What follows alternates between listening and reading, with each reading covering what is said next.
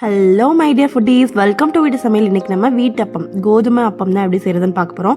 ஆக்சுவலாக இது வந்துட்டு நம்ம கார்த்திகை தீபத்தன்னைக்கு செய்வோம். அன்றைக்கே நான் வீடியோ போடணும்னு நினச்சேன், கொஞ்சம் டைம் ஆயிடுச்சு, கொஞ்சம் இல்லை ரொம்பவே டைம் ஆயிடுச்சு. நம்ம கார்த்திகை தீபத்தன்னைக்கு மட்டும்தான் செய்யணும்னு இல்லை, இது வந்துட்டு நம்ம ஸ்நாக்ஸாக கூட சாப்பிட்லாம். ஈவினிங் டயத்தில் வந்துட்டு கிட்ஸ்க்கு வந்து ஸ்நாக்ஸ் வந்துட்டு நம்ம இது செஞ்சு கொடுத்தா கூட அவங்க விரும்பி சாப்பிடுவாங்க. இது ரொம்ப ஈஸி தான் செய்கிறதுக்கும். எப்படி செய்கிறதுன்னு பார்க்கலாம் வாங்க. ஒரு கப் அளவுக்கு கோதுமை மாவு நான் வந்து சின்ன கப்பில் எடுத்திருக்கேன். இந்த கப் வந்துட்டு எடுத்தோம்னா ஒரு 10-12 அது மாதிரி தான் வரும். உங்களுக்கு எவ்வளோ வேணுமோ அதுக்கேற்ற மாதிரி பெரிய கப்பில் எடுத்துக்கோங்க. 2 டேபிள் ஸ்பூன் அரிசி மாவு சேர்த்துக்கலாம்.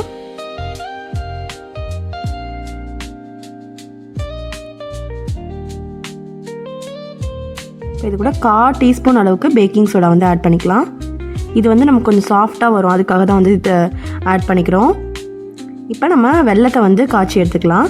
ரொம்ப பாகாலாம் காய்ச்ச வேணாம். வெல்லம் ஒரு கப், நம்ம எந்த கப்பில் வந்துட்டு கோதுமை மாவு எடுக்கிறோமோ அந்த கப்பில் வெல்லம் எடுத்துகிட்டு அதுக்கேற்ற மாதிரி 1/2 கப் தண்ணி ஊற்றி அதை வந்து நம்ம கரைச்சா எடுத்தால் போதும். பாகு காய்ச்ச வேணாம், அந்த வெல்லம் கரையிற அளவுக்கு அடுப்பில் வச்சு எடுத்தால் போதும்.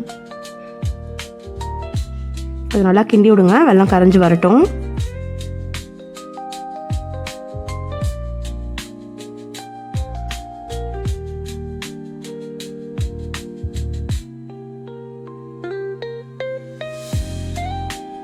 உங்களுக்கு இன்னும் கொஞ்சம் தண்ணி தேவைப்படுச்சுன்னா கொஞ்சமாக தண்ணி ஊற்றிக்கோங்க. 1/2 கப் எடுத்தாலே வந்துட்டு கரெக்டாக தான் இருக்கும். எந்த கப்பில் வெல்லம் எடுக்கிறோமோ அதில் 1/2 கப் தண்ணி எடுத்துக்கோங்க.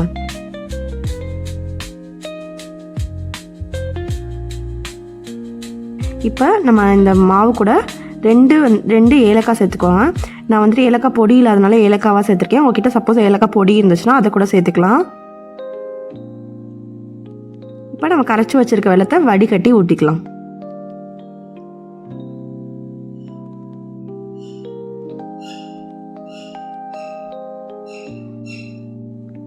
சூடாகவே எடுத்து ஊற்றிக்கலாம், ஆறணும்னு அவசியம் இல்லை. சூடாக ஊற்றும் போதே நமக்கு இந்த மாவு வந்து நல்லா இறுகிடும். அதை நல்லா மிக்ஸ் பண்ணுங்கள். கட்டி இல்லாமல் நல்லா மிக்ஸ் பண்ணி எடுத்துக்கணும்.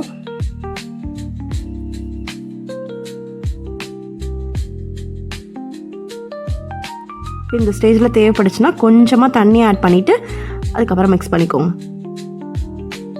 நான் வந்து ஒரு 1/4 கப் அளவுக்கு தான் வந்துட்டு தண்ணி ஆட் பண்ணியிருக்கேன். இப்போ இது கூட தேங்காய் வந்துட்டு நீங்கள் திருவியும் ஆட் பண்ணலாம், இல்லைனா இது மாதிரி சில்லாகவும் போட்டுக்கலாம். இது மாதிரி போட்டாலும் நல்லா தான் இருக்கும், திருவி போட்டாலும் டேஸ்ட்டாக தான் இருக்கும். ஆனால் சில்லாக போடும்போது சின்ன சில்லாக போட்டுக்கோங்க, அப்போ தான் வந்துட்டு நல்லாயிருக்கும். இப்போ இந்த கன்சிஸ்டன்சிக்கு வந்து நம்ம மாவை கரைச்சி வச்சுக்கலாம். இப்போ இந்த மாவு வந்துட்டு ஒரு 1 hour ஊற வச்சு ஊற்றுனோம்னா இன்னும் நல்லா டேஸ்ட்டாக இருக்கும். மினிமம் ஒரு 1/2 hour ஊற வச்சு எடுத்துக்கோங்க. நம்ம பனியார சட்டியில் தான் ஊற்ற போகிறோம், அதனால் பனியார சட்டியை காய வச்சு எல்லாத்துலேயும் நெய் ஊற்றிக்கலாம். எண்ணெய்க்கு பதிலாக நெய் ஊற்றினா இன்னும் வந்துட்டு டேஸ்ட் வந்து சூப்பராக இருக்கும். இப்போ எல்லா குழியிலையும் நெய் ஊற்றி எடுத்தாச்சு. இப்போ நம்ம கரைச்சி ஊற வச்சுருக்க மாவு வந்துட்டு ஒவ்வொரு குழிலையும் சேர்த்துக்கலாம். பனியார சட்டியில் செஞ்சு எடுக்கிறதே வந்துட்டு ரொம்ப சாஃப்டாக தான் இருக்கும். நம்ம ஆயிலில் ஊற்றி எடுக்கிறதோட இது ஈஸியாகவும் இருக்கும். கண்டிப்பாக ட்ரை பண்ணி பாருங்கள்.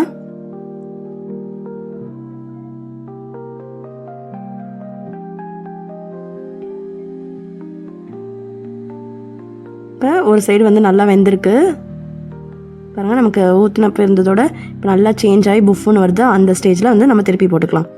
நடுவில் இருக்கிறதுலாம் சீக்கிரம் வெந்துடும், அதனால் அதை திருப்பிட்டு அதுக்கப்புறம் கடைசியில் இருக்கிறத திருப்புங்க. பாருங்கள் நல்லா ஒரு சைடு வந்து வந்துருச்சு. இந்த கலரில் இருக்கும் போது எடுத்துக்கிட்டால் போதும்.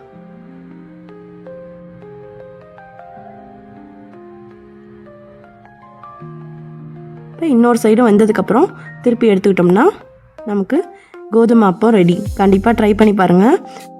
கிட்ஸ்லாம் வந்துட்டு ஸ்கூல் விட்டு வந்தோன்னே இதை செஞ்சு கொடுத்திங்கன்னா விரும்பி சாப்பிடுவாங்க. ட்ரை பண்ணிவிட்டு எப்படி இருந்துச்சுங்கிறத கமெண்டில் சொல்லுங்கள்.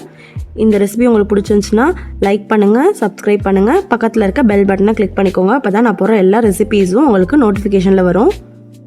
பாருங்கள் எவ்வளோ சாஃப்டாக இருக்குங்கிறத பாருங்கள். இதே மாதிரி ஒரு நல்ல ரெசிபியோடு சந்திக்கலாம்.